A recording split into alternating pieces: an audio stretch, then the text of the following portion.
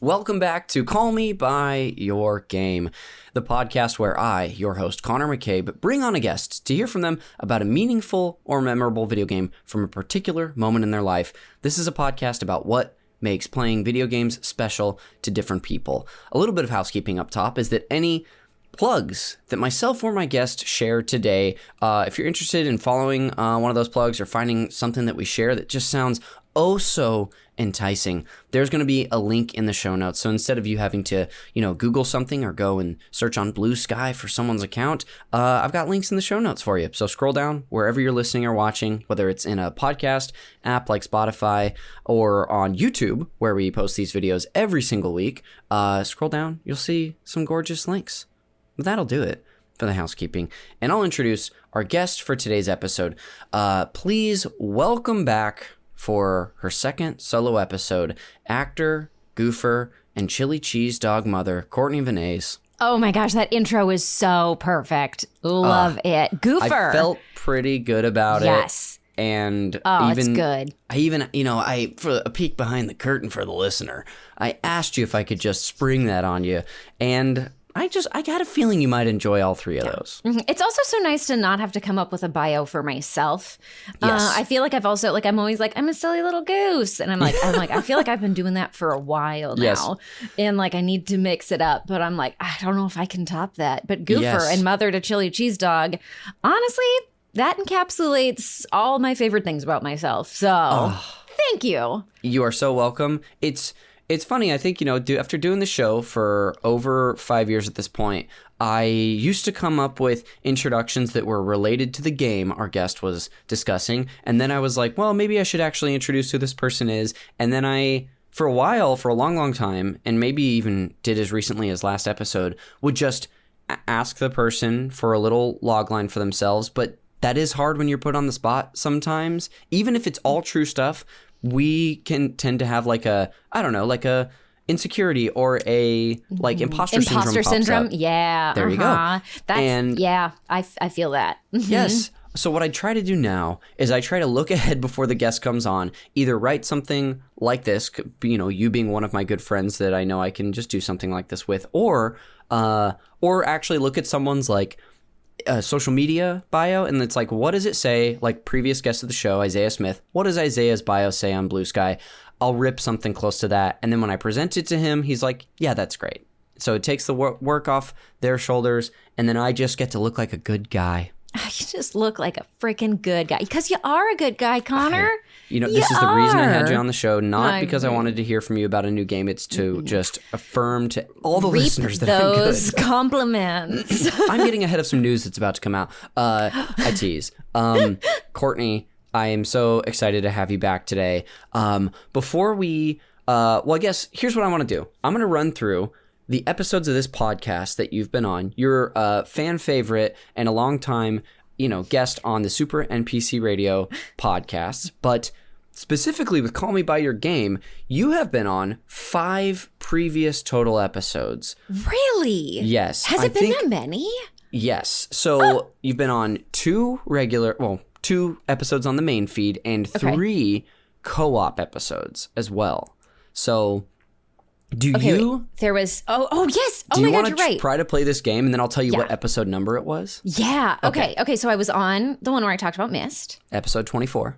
Okay, that was 24. Wow, that was early. Okay. That, and the crazy thing about that one was you were talking about a little game that you were in that was going to come out that we're going to discuss later today. I remember that. I was like, I'm in this little game. Yeah. I don't know. It's just this thing. We'll see if it goes anywhere. Yeah, goodness. But so, episode 24, Myst. Mm-hmm. Okay, and then The Last Guardian. Yes. Co-op episode 29, Yes, that was so much fun. That was one of those where I like took a random stab to see, and you had, I think, had you already played it? I should just go listen to the episode. Yes, yeah. I had already played it, but I think it had been a little while since I had played it, so I was like refreshing my memory, and Oscar had played it more recently. So that was with Jacob Geller. Oscar, he was Death's Door. He was Death's Door. Co-op episodes. Yes, never mind. Yes. Sorry, I was fully ahead of myself. My brain had already moved. I was like playing the game, and I was like, I moved to Death's Door. I test on you. So I'm like, I gotta get an A. Yes. So you have I had played it like years ago. Yes. I hadn't played any of the other games from that studio yet. Echo was one of them. Yes. Eco, and then Shadow of the Colossus. There you go. Yeah. Oh, yeah. And they had a trailer for a new, sort of the director of that game, Fumito Ueda, and the new development team that he works with. I forget what they're even called. It might be Gen Design. They had a trailer for their next game come out at the Game Awards, and there's nothing that I could be more excited for than a game from that team. Yeah, seriously. Oh, man. So that was co-op episode 29. You have 3 more. Would you like to guess? Okay. Yes. Then Death's Door with, co-op episode 36. You're also going in chronological order, so I'm really impressed. Yes. Heck yeah. I think, and then, the 10 favorites. The 10 favorites with Mikey and Jacques. Yep. Episode 178, Top 10 Games, Part 2. Freaking yeah. And then the one we did in October, Uncharted 2. Yes. Co-op episode 52. That's all 5. That's all 5. You get an A? Oh, man. Who knew this episode would start with a grade and a test? Yes, you're speaking my language. Well, I do. When having return guests like yourself on, and this is genuinely, I'm not saying this to make this isn't something I'm saying about guests who won't come back for second episodes, but because I have all walks of gamer on the show, people whose lives are video games and people who have one meaningful experience. Because of that, some people just like won't have anything new to share ever. And so when I do have the returning guests back, oftentimes my returning guests have been on more than just their first solo episode. And I love going through the history of it. Because like truly looking at those 5 conversations are like, I don't know, 10 hours of my life that like were kind of we're doing an exercise of a podcast, but they're kind of bonding moments. So I just love looking at your history on the show. Because they're just, oh my God, I know. It's so fun. I honestly, when you were like, oh, you've been on a few episodes before, in my head, I was like 2 or 3. Yeah. So like, and I was like, oh no, 3, because we just recorded one. Yes. Not just, but it feels like very recently. It feels very recently. And then you look at a calendar and you're like, this is a lot of pages away. Yep. Yeah. No, that's wild. Do you know who is the most recurring guest? I want to guess Jeremy. Jeremy has been on a lot because he's been on many co-op episodes. He's also been on his solo episode. He was on the first top 10 episode we did. He hosted. I think Jeremy is probably he's probably Jeremy's been on about 10 times. Yeah. Oh man, now I just want to break down this podcast by like stats, and I want to do like a PowerPoint. Honestly, I might get bored and do that.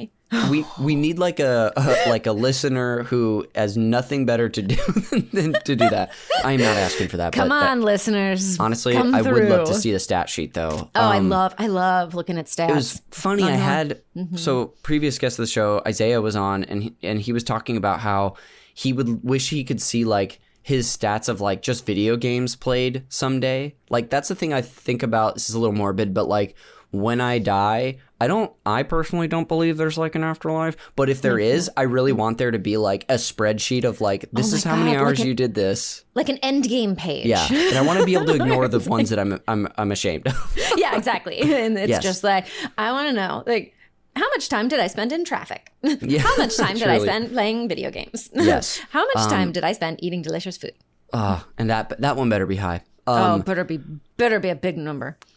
Courtney, also one other thing I want to touch on too, just really quick, is like, was if the listener isn't familiar, you and I know each other, like we talked about on the first ever episode, we met through the UCB community, the improv comedy scene out here in Los Angeles, in a class in like late spring, early summer 2019. Yeah, okay.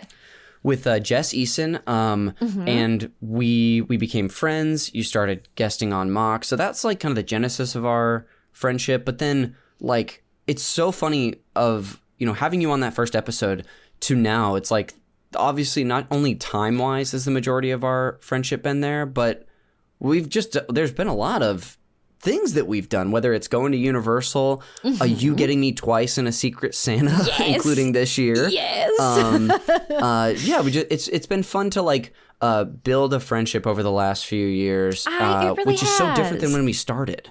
No, I know. It's so funny. I feel like we're both in very different places. Yes. So much has happened. It's like one of those things where you're like, oh, it's been, 5, maybe 6 years? And you're like, no, we've been through a lot. Truly. We've been through a lot. I mean, the world has been pretty weird the last couple of years. Yes. So there's that. But yeah, we've worked on writing projects together, filmed things together, podcasted together. We've had gaming fight nights together. Yes. You've been a champion of those. Maybe I have, not to brag. I wasn't going to say it. Yeah, just building friendship. It's been great. It's been quite lovely. But no, it's so funny to go back. I re-listened to the missed episode sometime within the past year. Maybe you re-aired it or something. And I was like, what did I say? Who was I? And I was like, sweet innocent children. Yes. Sweet precious little babies. did you know what would come. Even in that episode we did in the throes of 2020. It was May or June, I want to say. I was going to ask, I was like, was that May of 2020? Where it was where I think it was just starting to settle in that COVID wasn't going away anytime soon. Yes. And we were all just that's, I think when, that's probably at the peak of me.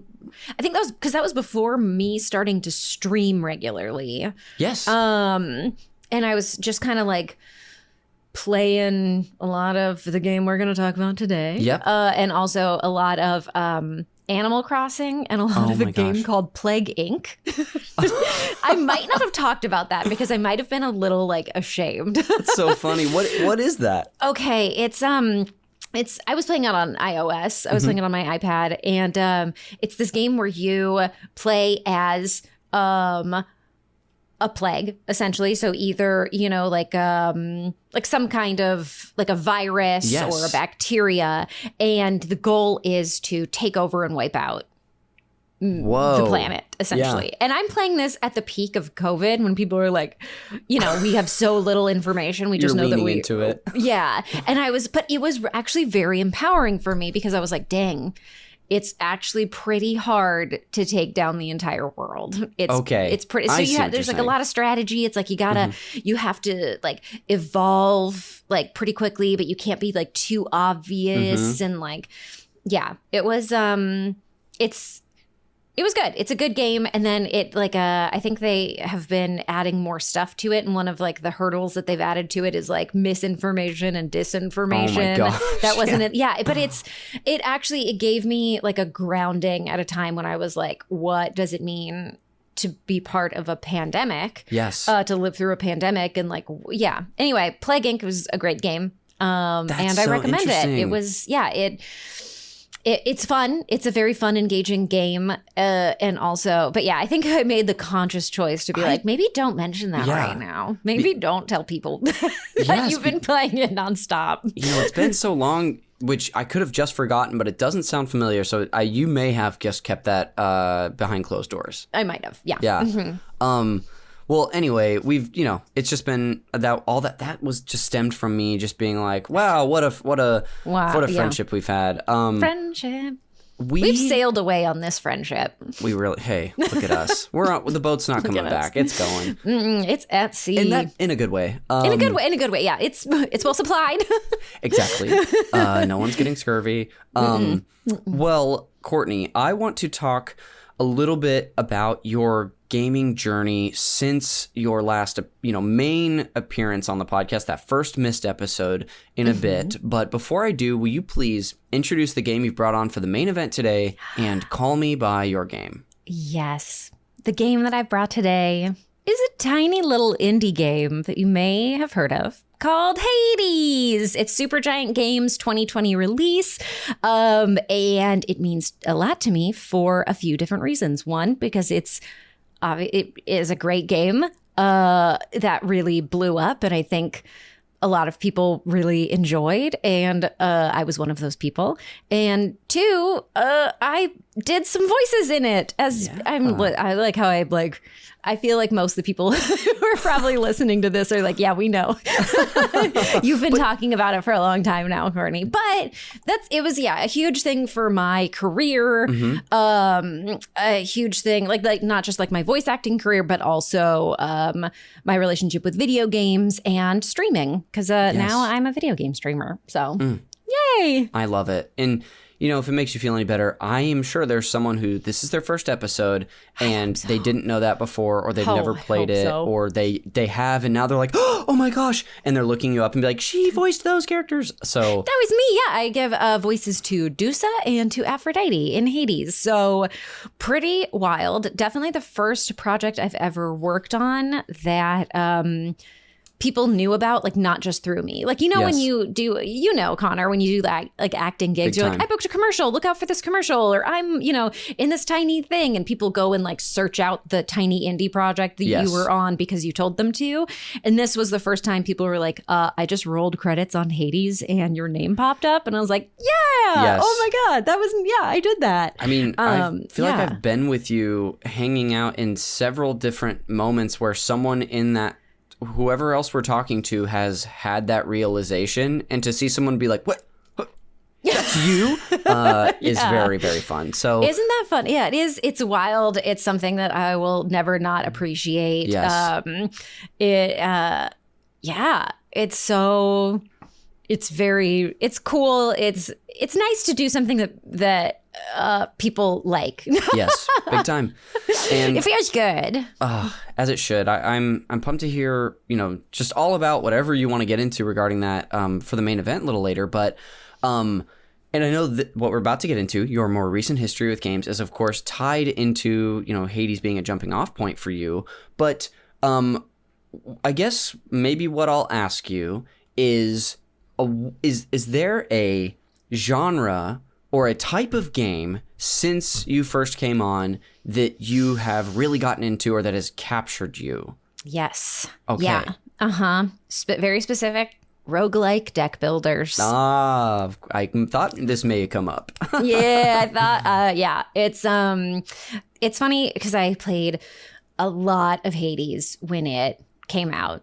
I was playing it on my own. I was streaming it. I was commentating on people speed running Hades. I was in different Discords, pretty active, just doing like Hades had built this, there's a big community around Hades that I got to be like a part of and meet some really amazing, lovely, funny people. And oh my gosh, I talked so much that I went on a little. Anyway, okay, so I played so much Hades. You're all good. All right, I was playing a lot of Hades. And then people kept being like, oh, if you like Hades, you'll like Slay the Spire. You'll like Slay the Spire. You should check out Slay the Spire. And I was kind of like, but I'm busy playing Hades right now. And finally it was like, okay, Courtney, you really have to try another game. Like you're really like, let's branch out a little bit. And it's funny because my husband, Mikey, was like, you'll like Slay the Spire. And I was like, shush, stop it. And I like watched him playing it. I was like, I don't know. I don't know what's going on. And so therefore I don't think I like it. Mm-hmm. And then I picked it up and I started playing, and again I was hooked. And just that, like, the dying getting stronger, the RNG element of it, no two runs are the same. I think the thing that really gets me is anytime that you can say just one more run. One more run. Mm-hmm. Like that's like you're gonna get me to sit down and play a game so much longer than if I'm just going through like a pretty straightforward narrative. Because time, when it comes to like the roguelike aspect of it, man, my awareness of time just goes out the window. Where I'm like, how long is a Slay the Spire run? Like 15 minutes? No, it's like an hour. Yeah. So doing 3 is 3 hours, especially when you're streaming it. and chatting with people, then it definitely, it takes a little while. So yeah, roguelike deck builders have been my bread and butter kind of the last few years. I ventured into some other games. I think also some runners up to that answer are like cute, cozy games and like puzzle games. But the ones that I think I've been the most annoying about are definitely roguelike deck builders. That's right. Of course, Slay the Spire, I'm almost certain was in your top 10 favorite games of all time for sure. when we did that. Yeah. It might have been number one. Yeah. I think it was number one. I think that makes sense. Well, that proof is in the pudding, I guess. She's telling the truth. She loves this game. So there's that. I've got the receipts. You obviously got way into Balatro in the last year as well. Did you have like a thorough time with that game as well? Oh, I'm still having a thorough time with that game. It is, I finally got Mikey to play it because he was just like, no, I can't. And also, because I was playing it all the time, he couldn't. We have a shared Steam account. Okay, gotcha. But anyway, he got a new phone, and that came with Apple Arcade, and it's on Apple Arcade. And so it's so funny because normally he's on his phone a lot. He does a lot of work from his phone. But I can always tell when he's playing Balatro because all of a sudden the phone is horizontal. And I'm like, I know what you're doing. Connor, I want you to know it was so hard for me not to buy you Balatro for your Secret Santa present. But it was one of those things where I was debating between Sea of Stars and Balatro. Yes. And I was like, I feel like Balatro is for me. I feel like I'm forced. I really think Connor would genuinely just enjoy playing Sea of Stars. This seems like something that's up his alley. And Balatro is me forcing another person to play Balatro so I can talk about it. So I can be like, what's your favorite deck? Truly would have been so happy to have that forced upon me, but also Sea of Stars I'm so excited about as we're going to be doing, this is a little preview.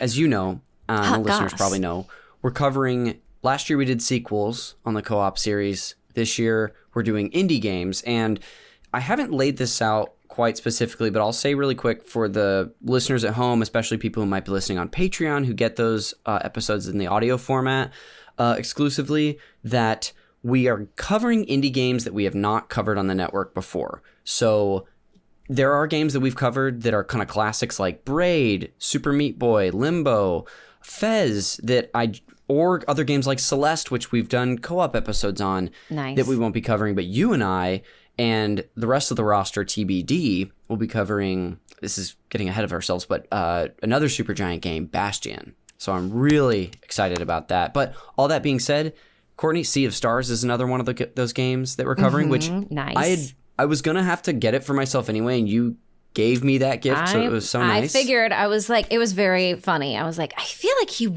does own it. And I had to do a little snooping, ask a couple people, and they're like, I don't think so. I was like, you posted a list of the games you played this year, and I was like, it's not on there. And I feel like if he owned it, it would be on there. So I did it. You did so well. I'm sorry, I got us on a tangent from Balatro, I think. Look, I'm always going to take a tangent and run with it. Yes, Balatro. Oh man, you're a busy guy. You've got to do research for your podcast, and you got to play for fun. And I feel like it almost feels like a curse to give someone Balatro who's busy, because it is it's a brain worm. It's so good. It's so good. And it's funny. After you, sorry. Okay. Well, it's funny because when it first came out and people were like, you got to check out Balatro. I'm friends with a couple other streamers, and I saw that they were all playing Balatro, and I tuned in, and I was kind of like, oh, okay. So it's like poker. All right. I don't really like poker. I'm not a gambling type. And then finally enough people were like, no, you'll like it. You'll like it. And I was like, maybe I should start trusting people when they say I'll like something, because so far they've always been right. And it's just so good. It's so well balanced. It's so well paced. It's fun. It's cheeky. It's the music in it is really good for being music on a loop.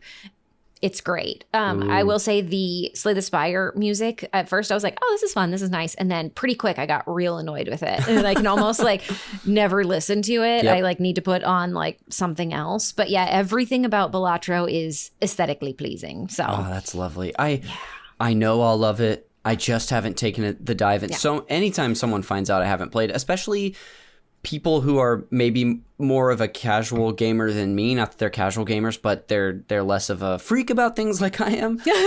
They're like, wait, you haven't played Balatro? It's just one of those. So, and I feel like Balatro is actually like pretty, like anyone can jump into it. Like people have been gaming for a long time, and because it doesn't require like quick reaction times or anything like that. And then it also is, based on poker, which I think a lot of people have a basic knowledge of, where it's like, a straight, a royal flush, a full house, like, oh, okay, like these kind of make sense to me, two pair. So it starts off with that, and then it starts to get more interesting. Yes. Another, so it's a solo developer who made that game. It makes me think of another game I know you really enjoy. We don't have to spend a lot of time on it, but a game I'm finally getting into this year, Stardew Valley. Yes. I'm so excited. I'm literally just staring at the icon for Stardew Valley, because that's what, when I said earlier, when I was like, I love my roguelike deck builders, and then I see the little like Stardew Valley chicken icon on my desktop, and I was like, I would be remiss if I did not mention cute, cozy games like Stardew Valley. Yes. I have been meaning to crack. I'm like, okay, so when I play Stardew Valley, I've pretty much only played it co-op, because I know it's a game that I will sink hours. Again, I will just lose track of time. Yeah. And so I'm like, I can only play this co-op because I have to do things like take a shower, feed myself, do my taxes, and I won't do those things. It's like, I know who I was when I played The Sims as a kid. Like, and she's still here. And she scratched her way through. But yeah, Stardew Valley's great. What a solid game. I'm really looking forward to the next, what that developer is coming up with next. It's like a haunted chocolate factory or a haunted, and I'm like, I think that's like close to the title. And I don't know anything about it outside of basically that and the teaser trailer that came out. Yeah. And I'm like, that's all I need to know. That's all I need. I also was thinking of not Stardew just because you brought up the cozy games that you enjoy, but also being that I'm new to that, I'm kind of playing it all year, by the way, and it's going to be a year-end bonus co-op. Nice. That's the way. Oh, that's good. I like that idea.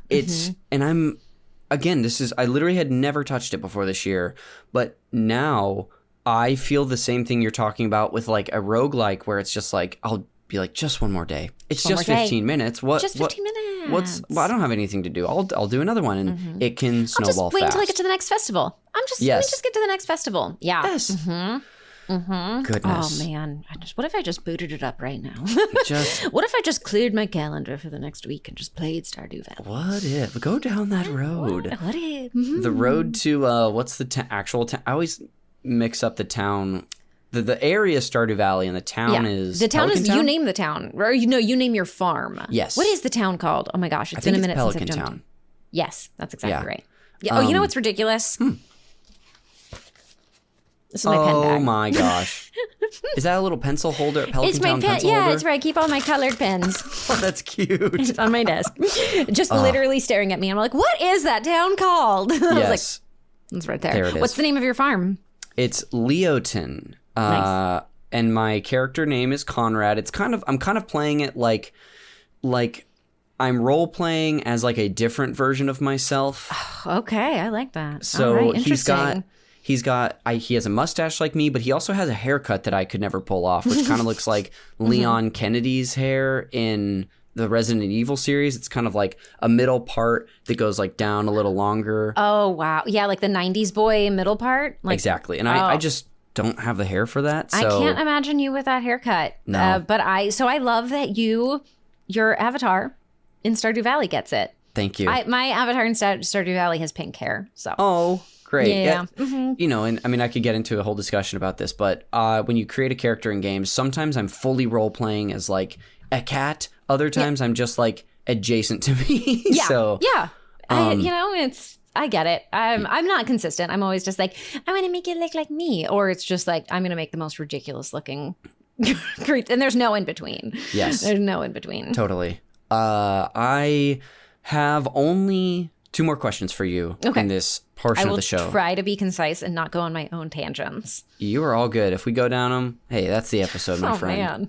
Oh, it's entertainment, baby. The first of which, Courtney, is there a game out there for you that you have your sights set on that you are excited to get into at some point? That could be an unreleased game. It could also be a game that's out that you just haven't had the time to make for it. So many. Oh my gosh. Should I pull up my Steam library Feel free. now? Okay, I do have a handful of games. Okay, well, yeah, I would be remiss if I didn't mention I'm very excited for Hades 2. I'm trying really hard not to binge early access. I took a big break and I opened it up for the first time and played for a bit last night just because I was like, and I did 1 run on Hades 2, and then I did 2 Hades runs because I was like, well, I'm going to be talking about it tomorrow, so I better refresh my memory. I love it. So yeah, I am excited. I don't know when it's coming out. Yeah. I'm trying not to think about it. What are other games that I'm looking forward to? You know what? Okay, let's just look at my library. I bought a game called Once Upon a Jester. Have you heard of that? No. It's a cute little, I think it's like a point and click adventure game.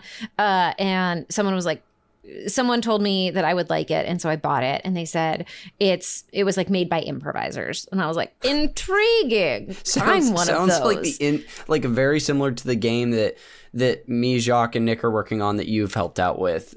Made by improvisers, and instead of a jester, it stars a clown. Yes. Yeah, kind of. I think that's really funny. We'll see. I'll probably be checking it out soon. Also, a friend of mine who's a fellow voice actor in Hades, his name is Cyrus Namadi. He made a game that came out this year that I have been hoping to play, and it's called Vampire Therapist.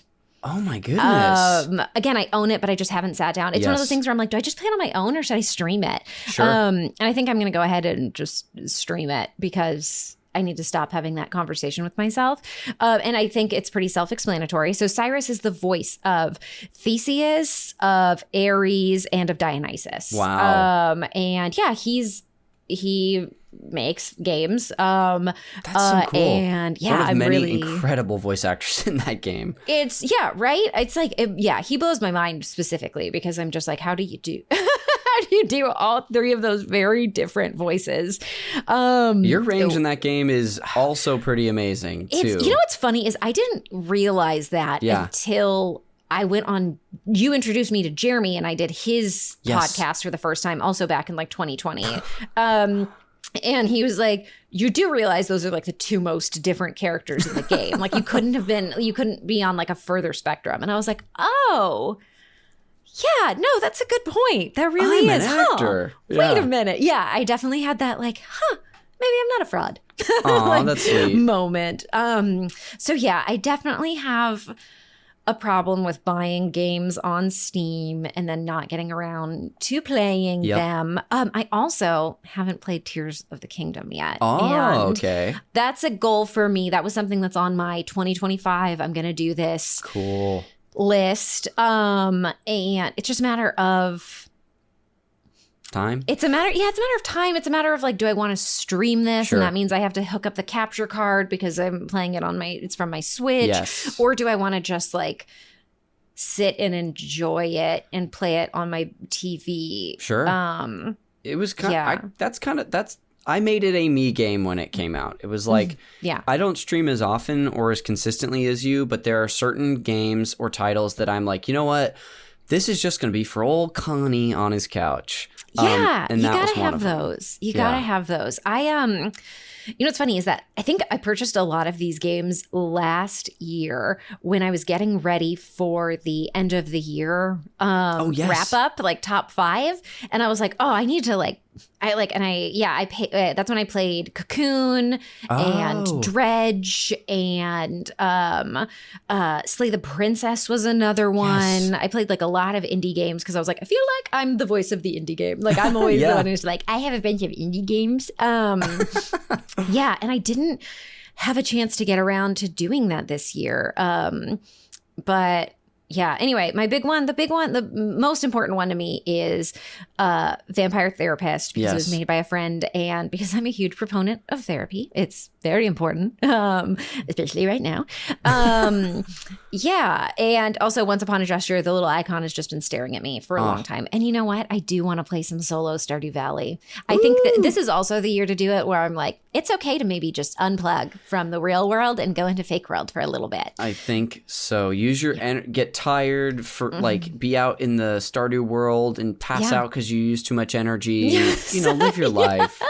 Exactly. I know about that. Still hasn't happened to me yet, but I've cut it close. Do you ever accidentally click and you have like an item out and it uses it and you're like, oh, I am deathly close to my character passing out right now. Oh, my character's passed out so many times. like truly so many. Oopsies. Gosh. Oopsies. Yeah, once it happens, then you're like, it's fine. Yeah, totally. What are you going to do? One last question for you before we head to break. Is there a game from the last 5 years that you've spent time with that you would be disappointed to not mention on this segment of the show? Oh my gosh. Yes. Yes, but what is that game? I mean, look, we already did a whole episode on Death's Door. True. God, that was fun. It was so, oh my God. That was one that a year ago I made Mikey play just so I could like sit and watch. And, and he was like, yeah, it's good. And I was like, no, it's great, actually. It's really good is what you meant to say. Yeah, change your tone. Yeah. You know what? I'm going to talk about the game called Kind Words. Oh. And I say that because there's a lot of ugliness in the world right now. And game is maybe not the right word for what it is. It's like, basically it's like heavily moderated and people can write in like, hey, I'm struggling with this. And then you can read that letter and you can respond to it anonymously and just be like, I'm so sorry you're going through that. Your anxiety is justified, but you seem like a good person who cares. It's here. Let me see if I can find a more succinct description of what it is. But yeah, I've played it a few times. I've usually played it like on stream. I played it a couple times on stream as like a wrap-up game where it's like, let's send out some good vibes to the world. And it's just really wholesome. I think the world needs some wholesomeness and some light and some love and some caring to go out there. So, it's not a game that I maybe think about every day, but I think it's really interesting for a lot of reasons. One, all the wholesome goodness that I talked about, but yeah, it's just, it's so different from anything else that's out there right now. And it just kind of, it maybe right now you're not feeling super empowered. I certainly am not. Yeah. And so I'm trying to focus on like community and, small gestures of kindness. And so, Kind Words, I think, is actually a really beautiful, great concept. And I would love if more people used it and sent out good words or used it to get some things off their chest if they needed to. But the thing that's pretty amazing, like I said, it is very heavily moderated. So you can't like bully someone on it or get bullied. Yeah. But anyway, I would definitely, I should probably look more into like who the developer is and like what the story behind it is. But yeah, just I'm going to throw that out there because the world needs more kindness. I love it. What a lovely, you said it was a wrap-up game for you on streams. That was a wrap-up game for this whole segment of what you've been playing the last 5 years. How appropriate. Well, Courtney, thanks for catching us up on, a little bit about your journey with games. I know we're going to get into a lot more of that on our main event when we discuss Hades after the break. But without further ado, we'll go ahead and zip away for a quick second, and we'll come right back. So I'll see you on the other side. See you on the other side.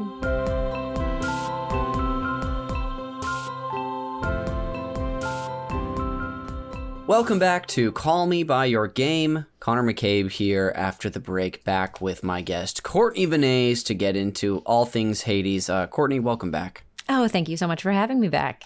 More than welcome than you could even know, my friend.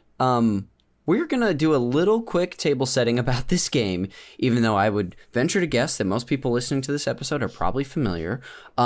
So, Courtney, I'm going to just be listing off some very basic information about Hades. Love it. If you want to jump in at any point and add something or correct something, you've got the green light, my friend. Okay. I probably won't need to do that, but I love that power. Thank you. I love it. Gotta give a little power here and there. I might get a little power hungry. I've been really working on that, just giving other people power. You've empowered me. Thank you. Huge. That's all I need to hear. Well, without further ado, I'll just get into it. Hades is a 2020 released roguelike action RPG developed and published by Supergiant Games. It was released for Mac OS, Nintendo Switch, and Windows following an early access release in December 2018. That was a little bit of news to me preparing for this. I was like, wow, I didn't realize early access was like a year and a half before it came out or so. Did you get into early access? This might be getting ahead. Yeah, no, I was playing I had been playing it since the beginning because I was just like, oh, look, it's out. It's out. But I was definitely like, oh, this is hard. I probably won't get very far, but I'll play with it and see what I can do. Gotcha. Okay. It was later released for the PlayStation 4, PS5, Xbox One, and of course the Series X and S consoles in August 2021, and was released for iOS in March 2024 through Netflix Games.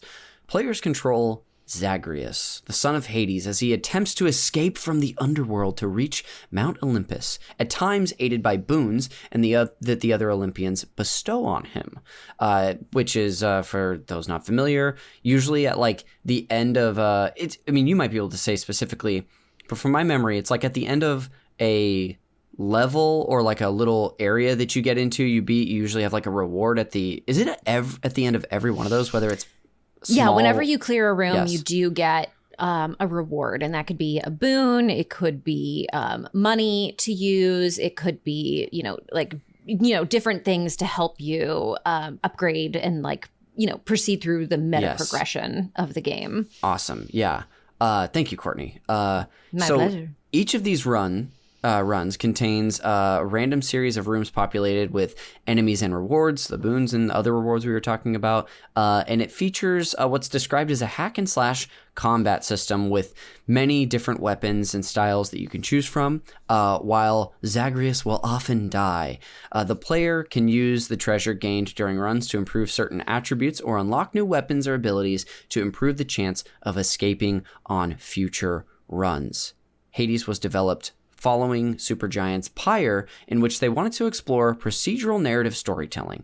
However, due to the nature of the gameplay, they found that players did not play it through multiple times to explore this. I think they're referring to Pyre there. The roguelike structure of Hades allowed them to tell these branching stories to the player over the course of multiple playthroughs.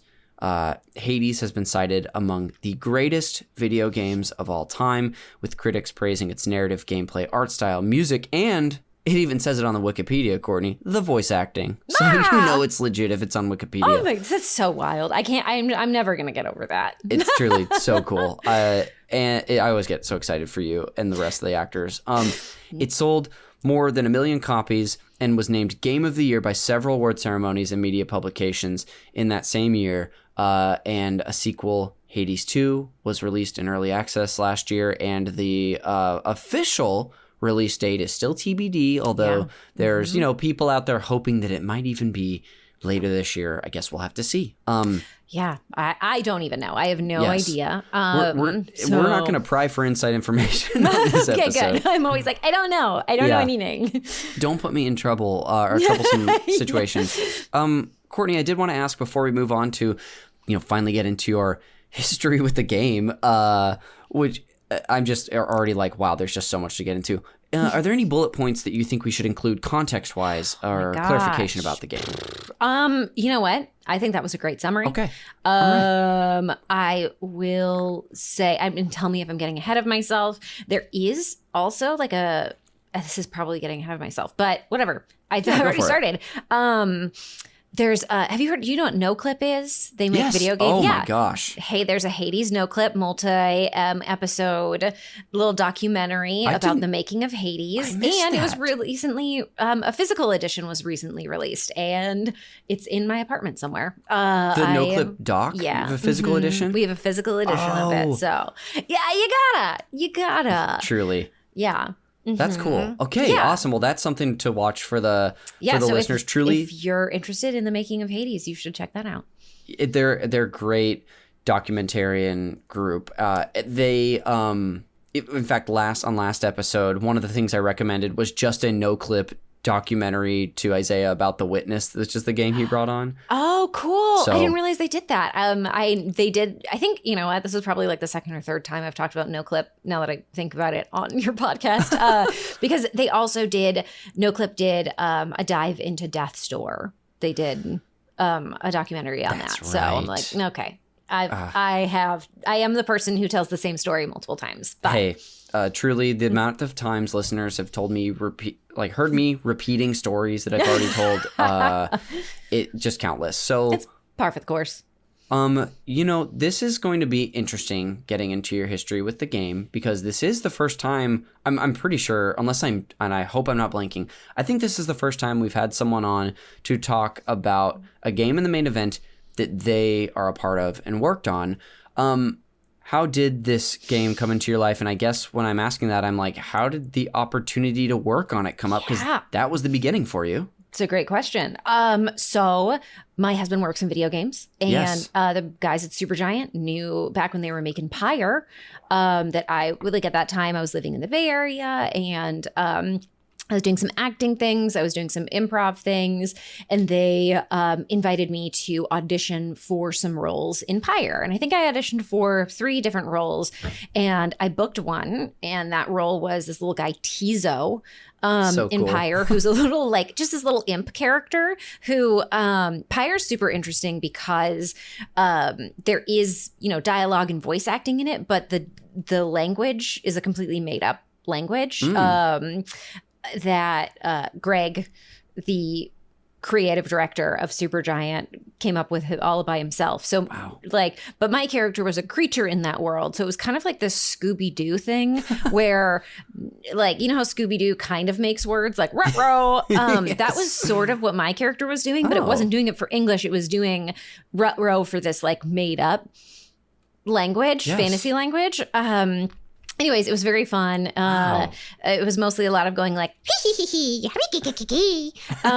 it was which you do outside of the context of games all the time. Honestly, it was very easy for me to come up with Tizo. And I booked that, and so I got to record Tizo, and that was very cool and fun. And I have a plush of Tizo, an adorable. The character work in all the Supergiant games is amazing. So. Then when they were working on Hades, they invited me to audition for some more roles. And I was like, great. I love that. I would love to audition.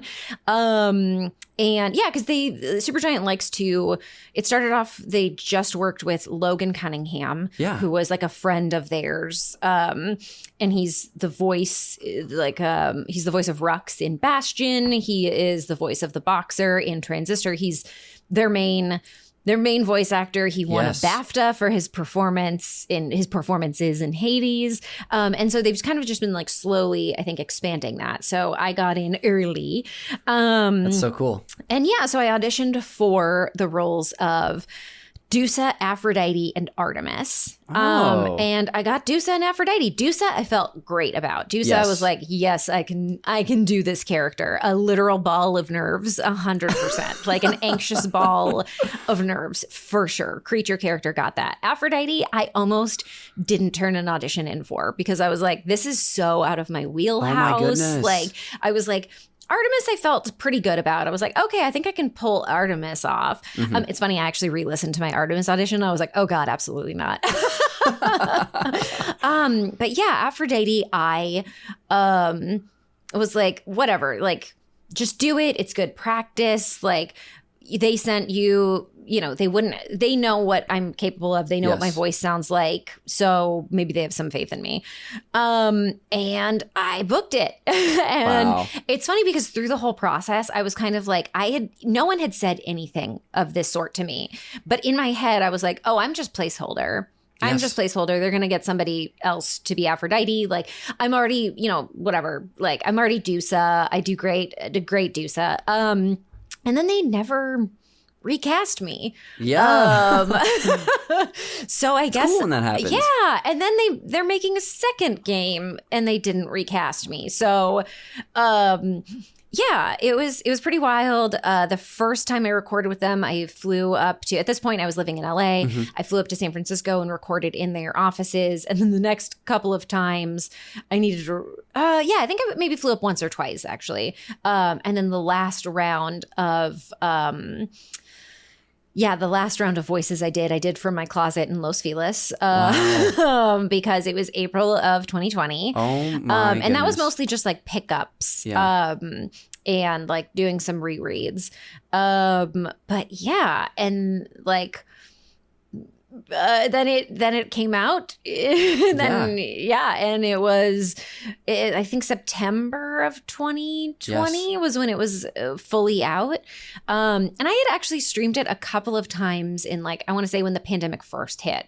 I had been playing so much of it that Mikey and like I had nothing to do because right before COVID shut everything down, I had just quit my gig that I had been working on, and I was like, I'm gonna focus full time on being an actor. And then we all know what happened there.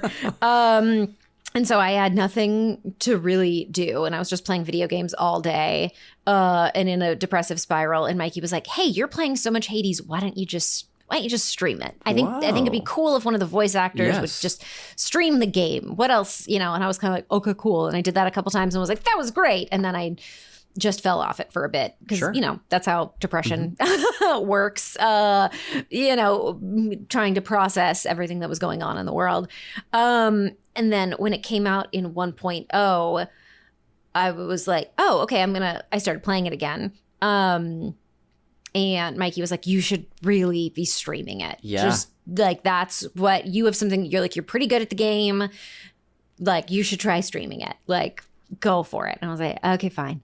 And so I did. I started streaming it and people found me. And like at first, it was, I think this is probably going to be a theme where I was like, I'm not very good. I don't know. I'm not going to get very far. I probably won't be able to ever beat this boss. I never thought I'd beat Megara. And then I was like, oh my God, well, I'm never the second boss, I was like, okay, I can handle this one. But then the third bosses, plural, Theseus and the Minotaur, I was like, well, this is impossible. Elysium I thought was impossible. And it's funny because I just kept being like, well, this is it for me. Like I'm never going to be able to get past this. And I think through a mix of sheer will, boredom, a little bit of peer pressure because you're streaming it and you have to get better. And also people offering really valuable insight of like, hey, why don't you go for this duo boon or like try this combination? Or maybe when you're playing with this weapon as opposed to this other weapon, you like mix up what boons you pick and what boons you prioritize. And yeah, like people who maybe had a lot more. Oh, also a bunch of speedrunners were like, let me try to teach you how to speedrun. And that was like a bunch of streams. And it was just fun hanging out. And there was just like this big shared love of this game for like a lot of different reasons. And it also like, I think the timing of it was kind of important to its success. It, you know, at a time where people are probably feeling very disconnected and, you know, I think disconnected is actually probably the perfect word. Just very disconnected. There's something to connect over. And Totally. yeah, people in the speedrunning community, again, I was like, oh my God, they're going to think I'm an idiot. They're going to think I'm such a bad gamer. And they were like, no, you're nice and you're funny. And like, you like this game as much as we do. Let's like hang out and be weirdos. So nice to be surprised by like something good or like a positive energy like that. Yes. I mean, okay. And here's the other thing is that like notoriously video games plus internet has like been pretty toxic. It has a pretty like awful reputation of people being, you know, like being able to like have anonymity. So they'll say their worst thoughts and worst things.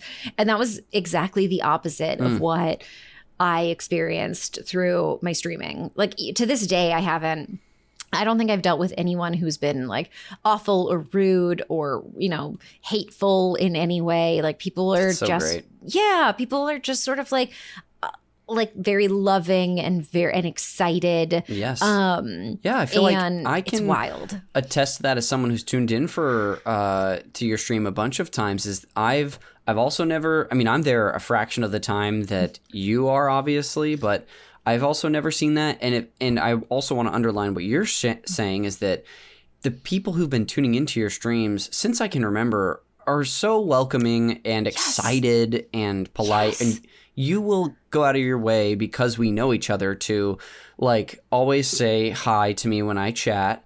And it's always nice because people will be like, hey, cons or whatever. And so it's nice to see that like that is just a nice, warm community that's been fostered there. Yeah. Like you're saying, which is not always the case on the internet and Twitch specifically. Yeah, no, it's and that's the thing. That's probably a reason why Mikey had to be like, just do it. Just do it. And something that like a conversation I've had with people when I mention this is they're just sort of like, well, you know, you get what you put out there a lot of the time. So if you're putting out good vibes and if you're creating like a wholesome environment and like, you know, just being a real person and not being a character, you're going to get that back. Totally. And yeah, I have. So I purposefully like, even though like I am a silly little goose and a bit of a gremlin, like I do keep my streams PG. And it is a lot easier to sort of, well, not, I mean, yeah, maybe PG-13. But yeah, I keep it like a little more like chill and sort of like open for anyone who wants to come in, and it's just like warm and welcoming. And that's fully what I've gotten back. And I'm like, what an interesting lesson. What? Yeah, truly. But yeah, I love streaming because it's just the people like I'm playing a game, which I love to do. And I'm probably playing a game that I like to play. And then I get to talk to other people who like the game that I'm playing. And we just talk about why we like it. And I get recommendations for other games I should play. And I'm like, oh, I love this cycle. This is great. So like truly like one of the best things that happened to me during COVID was streaming. And I don't just mean like, oh, cool, I found this thing. Because that was part of it for sure, where it's like, oh my gosh, I'm capable of doing a thing and I'm creating something that people like. But it was also very good for my mental health because, like I said, I think a lot of this is a similar story that what a lot of people were dealing with. But like I didn't realize it maybe while it was happening, but I went into like a pretty dark and rough depression cyclone whirlpool from COVID. You know, I very much had like the rug ripped out from under me. I was questioning like my identity. I felt like directionless. I was, you know, afraid. Like I had some underlying like issues like undiagnosed ADHD, an anxiety disorder. And yeah, streaming really was definitely a tool I used to be able to pull myself out of that. One of many tools. It wasn't like the only thing. I also started going to therapy and taking medication. But yeah, it was something where like it gave me a schedule and it brought a lot of like warmth and hope into my life. Which isn't this, I feel like this is so shocking. Like this is like 5 years ago, if I were telling me this, I would be like, okay, sure. Yeah. Like, what are you talking about? But yeah, it's been a really delightful surprise for me. And now it's a huge part of my identity. And I'm so grateful for that. I love it. And I love hearing all this too. And part of, being, good friends, really, since this all sort of happened, are things that I've been aware of, where I've like gotten to see, whether it's up close or from a distance in your life, or even just popping into your streams and seeing sort of the joy that's there, fostered by you, echoed by your community. All that being said, even though I've been able to observe this, it's still really fun to hear you articulate that for yourself. Thank you. And of course, and it's cool to just like be able to hear your journey, because I think it could be something that, can be a hopeful beacon for a lot of other people to look to. It's not to say that everyone is going to have this sort of success or like sees a really cool opportunity like you did, but it is a reminder that there are ways for us to deal with, feels a little like an abrasive term, but like handle the things that we're going through. Yeah. Kind of like you were sharing. And you even listed out, I mean, like the multiple avenues that you were going down to make progress there. Yeah. Of therapy, of, I guess illuminating diagnoses that like were helpful to just understand. And then other things like structure and all that. Yes. So I'm really just echoing what you said, but it is just been really fun to hear from you about all of this, because like it's been 4.5 years since this really kind of began for you. Or I guess 5 years since you were probably first streaming it in early access in early 2020. I'm trying to think. It was probably I think it was like end of March 2020 when I was like, okay, I'll figure out how to do a stream, I guess. And it's very silly, like where I started and like where I am now. Like I was just on like a laptop, like just like a like dirty background, like a folding table with like stuff on it. And now I'm like, oh, hey, like I've got a good microphone and I have a ring light. Yes. And I know what buttons to push at what time. Totally. What a concept. Yeah, it's for sure been a little adventure. It is funny when people are like, oh, tell me how to have like a successful, Twitch presence. And I'm like, okay, well, here's definitely some things you need to do. But also like, I fully acknowledge that like part of the reason my stream got any legs was because I was affiliated with a game that just happened to be extremely popular. But that only lasts for so long. Yes. That only gets you so far. Like things like consistency, things like personality, being able to engage with your chat, playing games that people, like keeping your finger on the pulse of like what games people are playing, but also like what games I can genuinely play and make interesting. Like, I don't think I could ever do like a Call of Duty straight. Like I could never pull that off. So it has to be like what's authentic to me. Yes. And I think people can really tell when you're not being authentic. Big time. And yeah, it's one of those things people also ask me. They're like, how do you get into voice acting? I'm like, oh my God, I just stepped in. Like, I feel so bad because it was very like, I was in the right place at the right time. I happened to know the right people, which is so annoying and which makes like, nobody wants to hear that. But I hope when people do hear that, it just encourages them to go and build community. Because I think everything that I've like, so much of what I've gotten to do has come from community. Whether that's coming on this podcast, I've like from like UCB and LA improv community, to video game community, voiceover community. It's important to for so many reasons to like connect with other people. One, because it's good for our brains. Human beings are social creatures. And it's, for me, part of like mental health. And, you know, two, because that way people can invite you to come be part of their projects. So totally. Yeah. Even hearing, you know, you were acknowledging earlier just maybe some of the like fortune that you had of like, you know, being, you know, not dropped into a job, but like the context of your life and the community that you had led to an opportunity. But at the same time, it's also like that, I feel like, is how so many of us get our opportunities. It's how I've gotten the majority of my opportunities have not been through auditioning. It's been through who I know. And if you work with someone, them asking you back. That's exactly it. That's that I'm dealing with that right now where I do some work for a client and they just switched their like marketing team. And I was like, oh, okay, well, I probably won't work with them again. But then the client was just like, no, we like you. So even though we're switching marketing teams, we want to keep working with you. And I was like, that's so cool. Thank God. Yes. Like, because you paid my bills last year. Totally. Yeah. And it's just like, you know, it's showing up, being professional, doing a good job.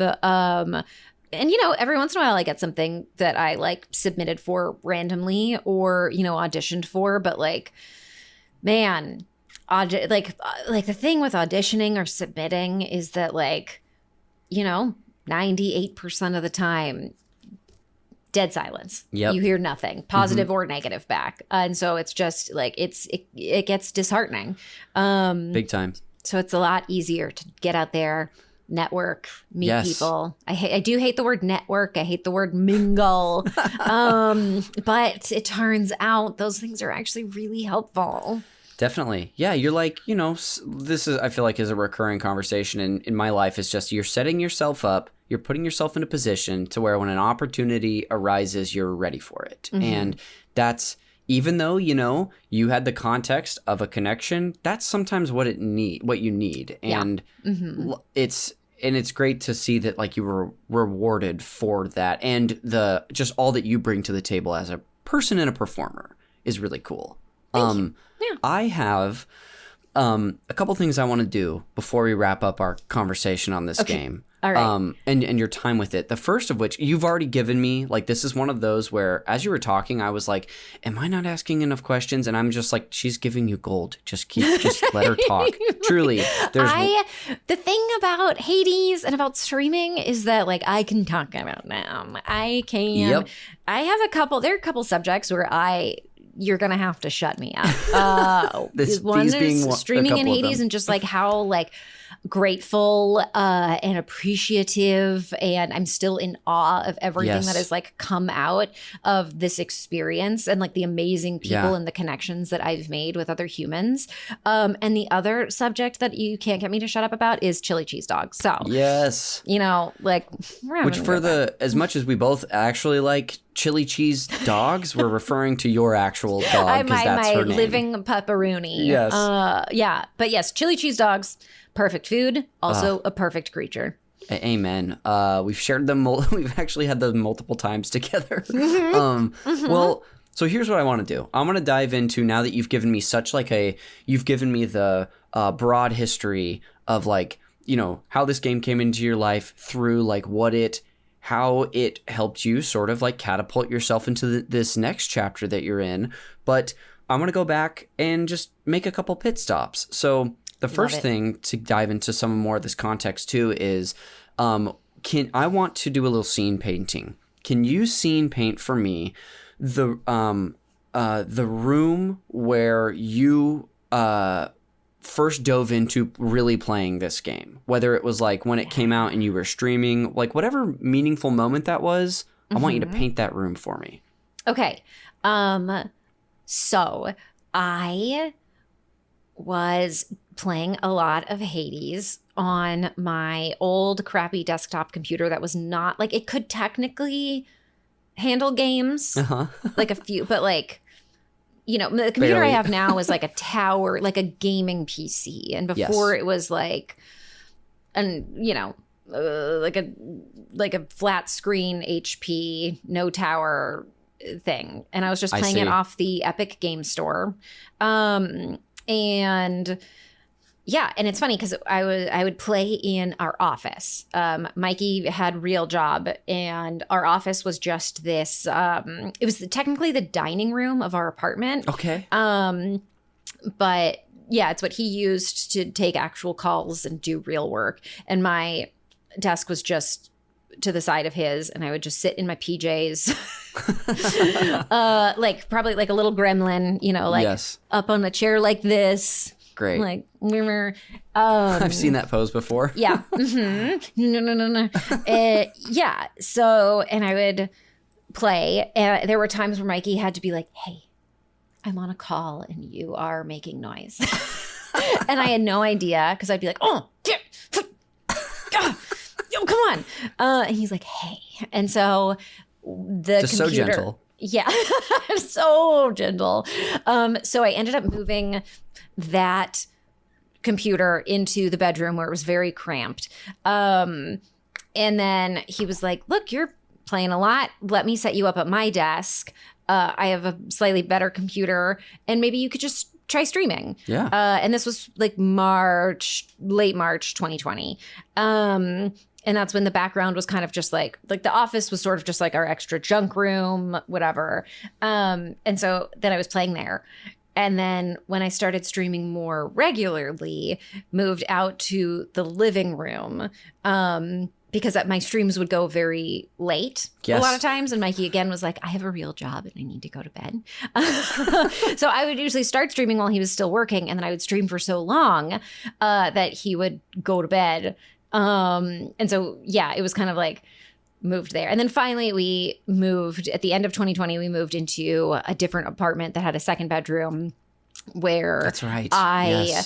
That was my streaming and like craft room.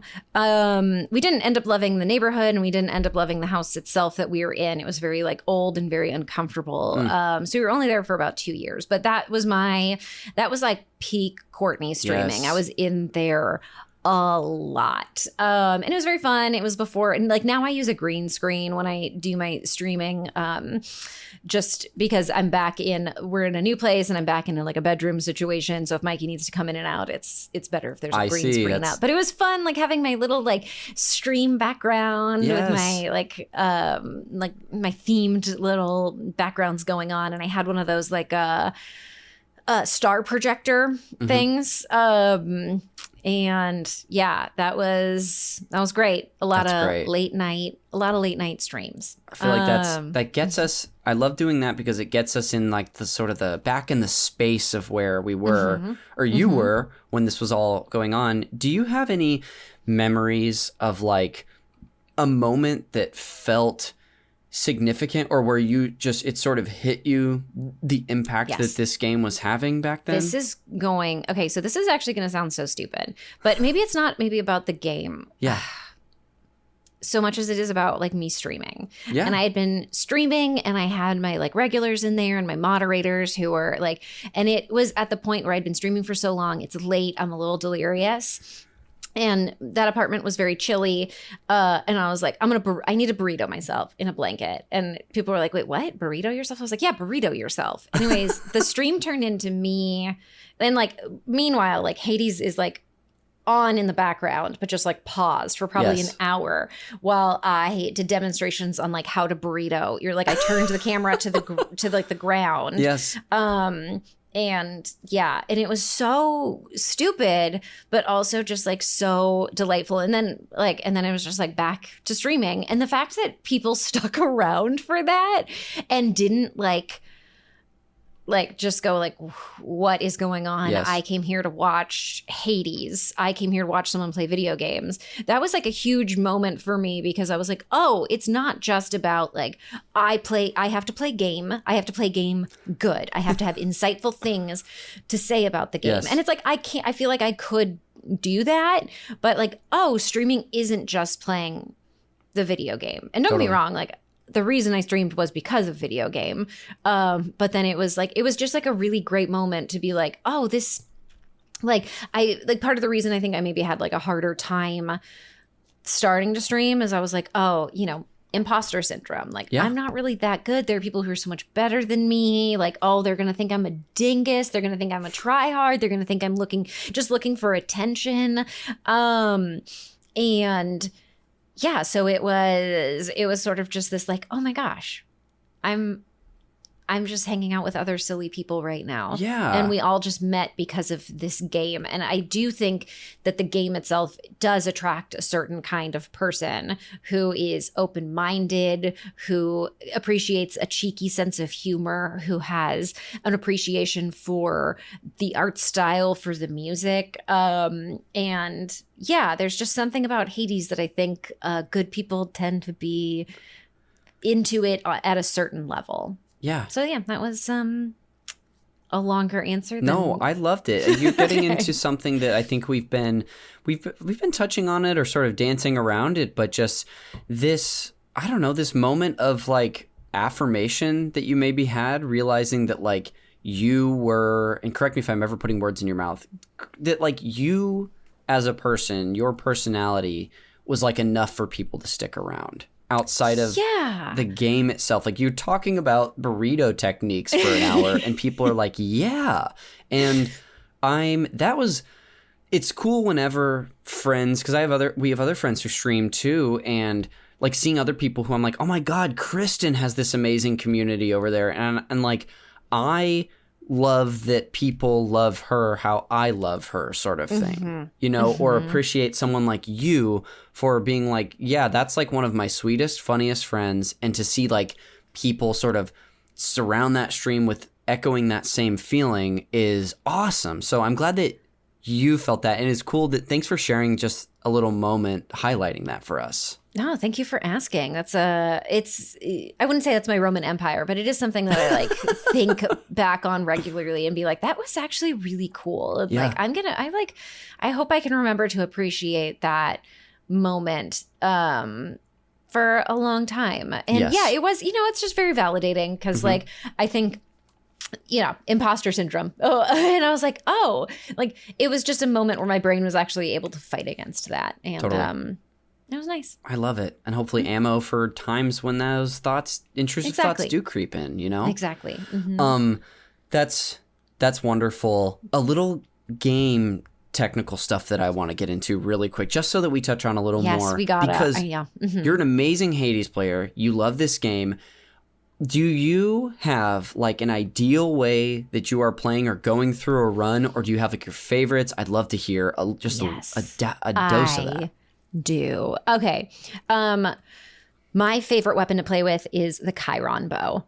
Basically what it is when you use your attack and it hits an enemy, then you can use your special, which is like a volley of arrows, and that as opposed to the arrows volleying in like a splay, all those arrows instead go to that enemy that you hit last. So it can be so melty. And I do have a very specific build I like to play with that, and it's called the low tolerance build. So basically it's Aphrodite and Dionysus boons. You get Aphrodite on the attack, you get Dionysus on the special, because Aphrodite makes your opponents weak and it also makes you very strong. And Dionysus does like the damage over time, like the amplified damage. Oh, sure. This definitely isn't a speed running run, but it can melt the bad guys like deliciously fast. It can be if you don't get anything on your dash, it can be a little annoying when you're in rooms with a lot of little guys. Sure. I made that mistake last night. I was like, it'd been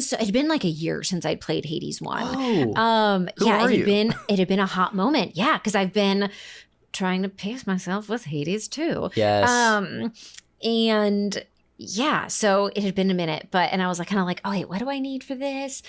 So that, and it's funny because when I first started playing the game and I unlocked the bow, I was like, I hate the bow. I hate this weapon. Who likes this? At first I really liked shield. Sure. But then I think I got a little bit braver.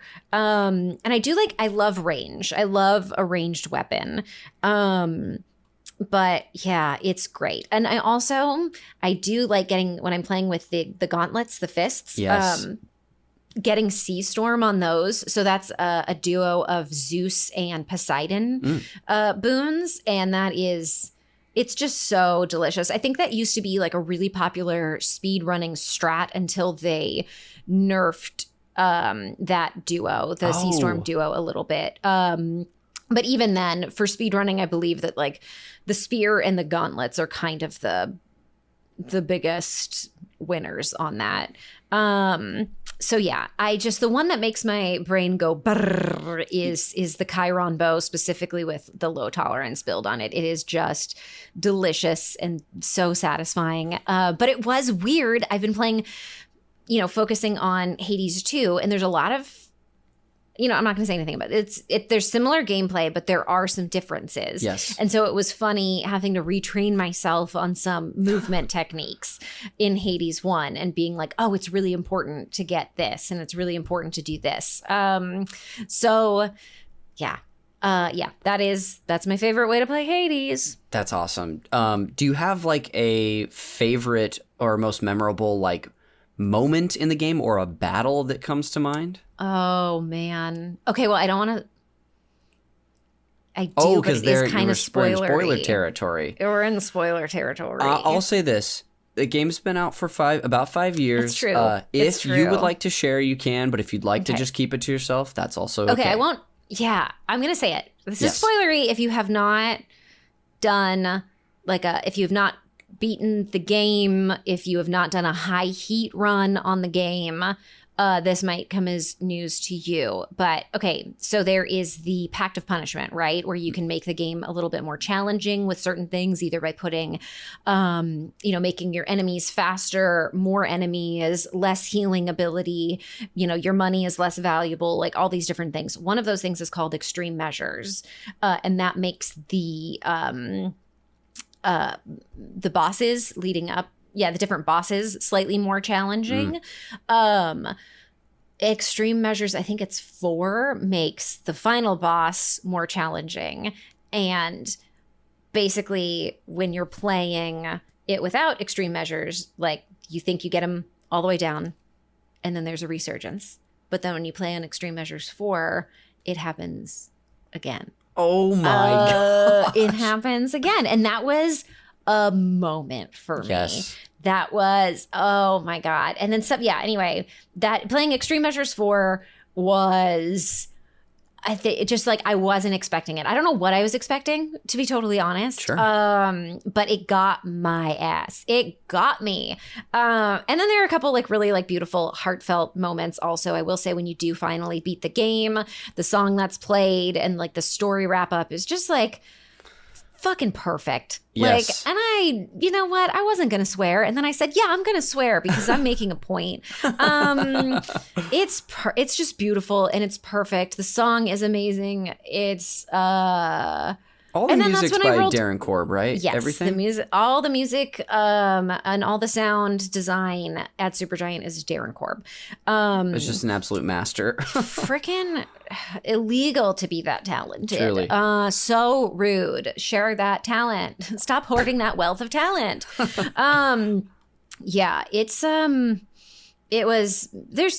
are the two that stick out the most to me. I did get very emotional. One, because the story was great and it's this beautiful culmination. And 2, because that's when I rolled credits the first time and I saw my name and the name of people who I love and respect so much. And that was wild, Yes. it was just oh my God, just another little chip away at my huge monolith of imposter syndrome. Yeah, that's first of all, thank you for sharing. I love that. I wonder too, because I know you said you did some pickup recording earlier in 2020, but I imagine that you would have done recording for that, and you might be able to say specifically the original recording before December 2018 when the early access released. Do you remember when you did that? Yes. Okay. Living in Los Feliz. I want to say, was it wintry? You know what? I went up in January of 2020. Okay. I remember that. And then before that, I must have flown up like 2 years before that. Something like that. That's wild. Yeah. And oh my God. to like wait all that time and then 2017. No, Yes. it was like it was like 2.5 years of like showing up, doing a couple of hours of reading. Yeah. delayed gratification and then finally seeing that end screen. No, like this was in my brain. I have this very like specific memory of going up and I was like, oh, that was the 2020. That was like right before COVID hit. And I did a bunch of reading. But yeah, I did go up in 2018. Wow. To do recording for it. I think I did like 3 in-person recordings. Okay. And 1 out of my closet. Yes. And then everything for Hades too. I did in a closet also. So wow. Yeah. That makes sense. Things had changed since we first. Things had changed. Since there you was first did no. that. Yeah. Exactly. Well. Yeah. I have just 2 last things I'd like to do. One is I'm gonna just have you wrap up your thoughts in a minute. But before I do that, is there any detail that you haven't got to share today? Whether it's like, oh, I remember this moment about the recording process, or this is another game detail I didn't share. Is there anything like that you'd like to get out? Game details. I think I've covered. I will say, for recording, I remember it was very interesting because I would start with Dusa and then I would end the day with Aphrodite lines. Okay. And Dusa was actually, even though it comes like really, like that character comes naturally to me, it was I realized I was like, oh, I'm very tired after doing this voice because like she's so tense and I would just like tense up my whole body. Yes. And like I was like, oh, I need to like unclench everything. And then Aphrodite was like the opposite where it's like my body would like have to be like so like loose and chill and like confident. But then everything going on in my head was like I struggled with a lot more. So it was funny. At the end of the day, I was just like, I'm tired. Yeah. Like both parts, like my brain and my physical existence are both had their moment to shine and also their moment to like be a little overworked. So yeah. One of the, and I wouldn't call it a cost, but one of the challenges of playing such ranged, varied characters in that game and the work you had to put in to do that. I mean, even talking about how you felt physically, yeah, it really sheds a light on, I guess, one of the just the challenges of acting. So yeah, that's awesome. Yeah, it was just funny where I left and I was like going to lunch and being like, oh, my body's tired. Yes. And then just being like, my brain is tired. I had to fight a lot of intrusive thoughts right there. And then like also just trying to get it, like trying to maintain a British accent or like the Aphrodite voice. I was like, it was a little bit harder for me than just going into Dusa. Like the Dusa voice was just like, yeah, okay. Yep. And Aphrodite, I was like, what do you mean sound confident? Yeah. I don't know how to do that. But I managed it, I guess. Yep. Well enough. You sure did. Well, lastly, Courtney, just as we sort of finish up this conversation with you about Hades, can you put a bow on and just wrap up again what place this game holds for you? Oh, man. You know what? Before we started recording, you said a phrase that I was like, oh, that's good. I'm going to steal it. And I think you finished by being like, I don't mean to put words in your mouth. And I was like, no, that was good. Awesome. But yeah, Hades was definitely a reinvigoration of gaming for me. Right. Like I grew up playing some games. We already talked about Myst and Doom and like, you know, some other things. But yeah, Hades was like, it showed me a lot of like, one, it was a great game that was it was a great world to be in. It was so fun to play. It was very satisfying. Great piece of art, you know. But it also showed me like, oh, I can get better at something if I practice it or if I keep trying. And I think I can be the kind of person who's a little hard on myself where I'm just like, oh, you're not good at it right away. You should quit because you're terrible. You should never try anything new. You're going to embarrass yourself. And so, yeah, Hades holds this really special place in my heart, not just for what it did for me in a career, but also it showed me like, oh, I am allowed to play video games and I am allowed to I am able to get better at them. And also, it's okay if I'm not the best gamer. Like, it's okay if and this was something we talked about with like on Uncharted 2, like it's okay to play a game on easy mode. It's like, that's a perfectly legit way to play a game. Like, we all have different ways and reasons for appreciating games. And so, yeah, I've met people who love Hades because of the story. I've met people who love Hades because of the gameplay and like the loop. And I think that there are a lot of different reasons to love a game. And yeah, this game also made me realize like what type of games I like. And that's where we started our conversation with like, I love a roguelike. I love that like brainworm. I love that one more run kind of mentality. And so now those are the games I look out for. And also, yeah, aesthetics in a game are also very important to me. Like, if I'm putting a lot of time into something, if I'm staring at something for hours on end, I would like to enjoy how it looks. Yeah. So anyways, Hades was huge it's a huge like bit of self-discovery for me in a lot of different ways. And also, it's just a freaking good game. It's fun. It's just fun. It's Amen. Fun. Amen. Well, Courtney, I thank you for bringing this game on to discuss. I can't think of a better person to talk about it with from my life. When we were, even just starting the conversation about you returning, you threw it out. You're like, well, this might be a little, in so many words, I think you said, this might be a little cliche, but what if we talked about Hades? And I was like, yes, please. I was never going to lead you there, but the fact that you wanted to, this was so much fun. Okay, well, I'm glad, because I was definitely like, oh my God, are people going to be like, did Courtney really find another reason to be like, let's talk about Hades? But it really was. It was so formative for me. Yes. So I don't feel bad about it. And I have other games I'm going to talk about later. So I love it. Well, you shouldn't feel bad. And I think people are going to really enjoy this episode and just getting even more insight, of what it means to you. I enjoyed chatting with you for 1,000 reasons, Connor. You're a good one. Again, got double confirmation of that on the episode. That's all I needed. He's not forcing me to say this either. Like, I'm in a separate room, so huge, yes. A separate building. Even. Yeah, I'm not holding up a sign reminding of you to do that. Yeah. Well, Courtney, before we go, we do have a post-show segment today. This is the first time, by the way, that I'm not sharing any fun facts about the game. We talked about this before, but I was like, I'm gonna let Courtney's history with the game she worked on speak for itself. We're going to get way better insight here than me being like, do you know this Easter egg in Hades? So I don't have fun facts, but we do, of course, have the game recommendation segment. And Courtney, this, as you might remember, this is my forced tie-in to the movie, Call Me By Your Name, where I'm going to treat Hades like your passionate summer fling in Italy. Yes. And it's unfortunately not going to work out. So to help you get back in the dating game, I've got 3 potential new flings for you that all have a little something in common with Hades. So are you ready to get back out there? Yes, absolutely. Okay. So I have 3 for you today.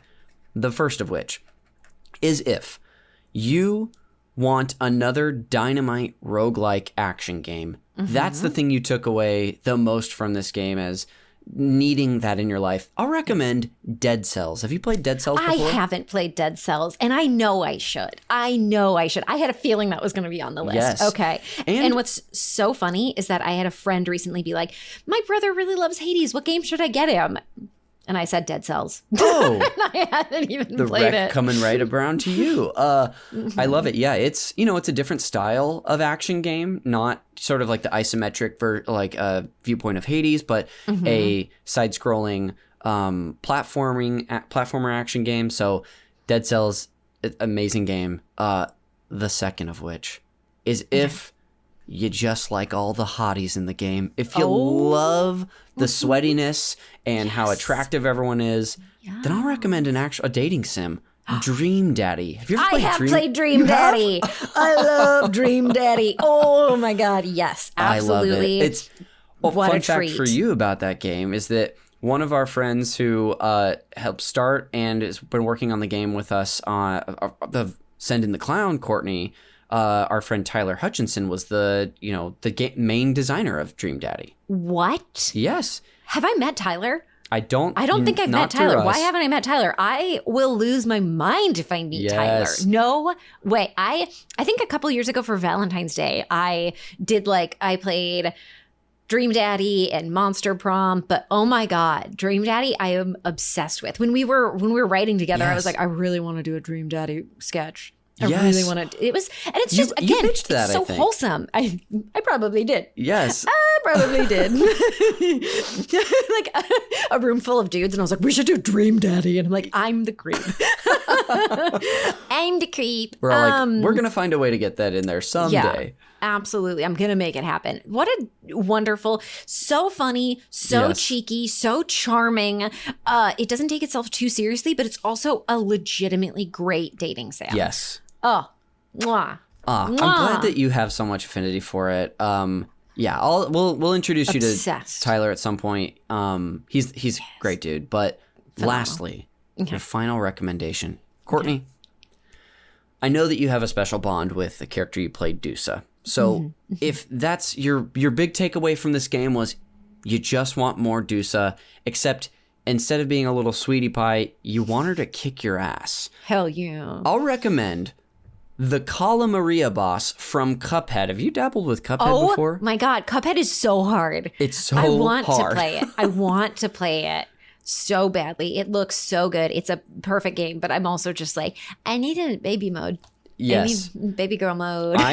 I played it. I finally took the dive. I think it was about 4 years ago at this point. But I'm going to put in chat an image of the Cala Maria boss. It's a I hope this actually works. Let me know if that link actually takes you there. Oh my God. She's perfect. She's a Medusa-like character who evolves as the battle goes on, like many of them. But I was trying to. There's many representations of Medusa or Medusa-like characters in games, but this was like the one that I was like, this has to be the most punishing one. Oh, is the one from Cuphead. It. Oh my God, Cuphead is so punishing. Yes, and yet. That's one that I was kind of like, is this going to be my next Hades? Where I'm like, I don't think I can ever win this game. My problem is that like. Cuphead requires timing. And that's my weakness. That's my way. I am so 2 left feet, like cannot keep a beat, kind of girly. But doesn't mean I'm not going to try. I think I even have it. Yeah, on my desktop. Yep, there it is. Who knows? Well, I guess it's there. It's there. I'll go ahead and just wrap up this final segment by recapping your recs today. We have Dead Cells, Dream Daddy, and the Cala Maria boss in Cuphead. Courtney. Specific the Cala Maria boss. Yeah, truly. That'll do it for the game recommendations, and that will actually bring us to the end of the show. So before we go and plug whatever we'd like on the way out, once again, my friend, thank you so much for joining me on this episode and bringing on something that means so much to you. I had an absolute blast chatting with you. Oh, man. What a wonderful time. I was worried that I wouldn't have anything new to say, but I think I had some new things to say.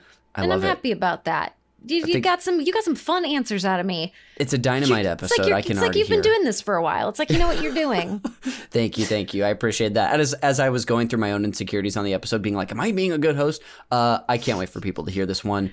But on your way out, Courtney, what do you want to plug? Whether it's your Twitch channel, a game coming out that you're in, feel free to list a few things. Everyone, keep your ear to the ground for Hades 2 to come out because you will be hearing my voice as Aphrodite in that.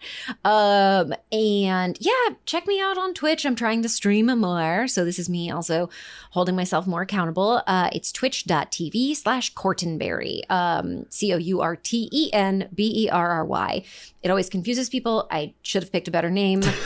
It's fine. I'm sure they'll be in, you know what? If you care, they're probably in the show notes. You're right. And also check out Kind Words. I think it would be great if more people played that game, used that platform to put goodness out there. We need to create the goodness. We need to do that. So let's all play Kind Words. I love it. I'll put a link to Kind Words and the other 2 plugs in the show notes. Like you said, there's nothing to do left but for me to close this episode out with some plugs of my own. So without further ado, here I go. The cover art for Call Me By Your Game is done by the artist Glenn J. You can find him and his great work on Instagram. There's a link in the show notes as well. This show is produced, edited, and the original music up top is by the great Jeremy Schmidt. one way you can thank him for his hard work is by listening to his podcast, Video Games, a Comedy Show. If you don't already, you can listen to that wherever you get your podcasts, or if you're a free subscriber on Patreon, or really at any tier, you get that in your feed as well. In fact, Courtney, 4.5 years ago, did an awesome episode with our friends Jacques Maladou and Nick Limon and Jeremy all about Hades. So go listen to that episode too. It'll probably be a great sister episode to this one. Yeah, plug that episode. Why not? Heck yeah. We also have, for me, you can follow me on Twitch as well. I also stream. I've been streaming my entire playthrough of Control, which we're playing for the Games Club on the network, at twitch.tv/consiscool69. Also doing other fun stuff over there. You can follow me on Blue Sky and Instagram as well. And then lastly is, if you're still here and you want more content from me and the contributors on our network, check out patreon.com/supernpcradio. Like I said, we even have stuff for people at the free tier. You get our 2 weekly podcasts in one feed, plus the occasional bonus. And then at every tier up, there's more and more bonuses for you if you want more video game podcasts. Like Courtney and I were talking about, the co-op series that I'm doing this year that lives at the Engineer Toad tier, audio only, but it is also on YouTube for free. A week later, we're covering indie games. Due to a scheduling mishap and just a Shovel Knight concert getting moved from January to April or March, we covered Indiana Jones and the Great Circle, which is not an indie game, but it is an indie game in a way. But I have 12 more of those coming, including Bastion, which Courtney and I are going to cover later this year. Anyway, again, there's a link in the show notes to our Patreon if you want more bonus stuff. But that'll do it for another episode of Call Me By Your Game. We will see you on the next one.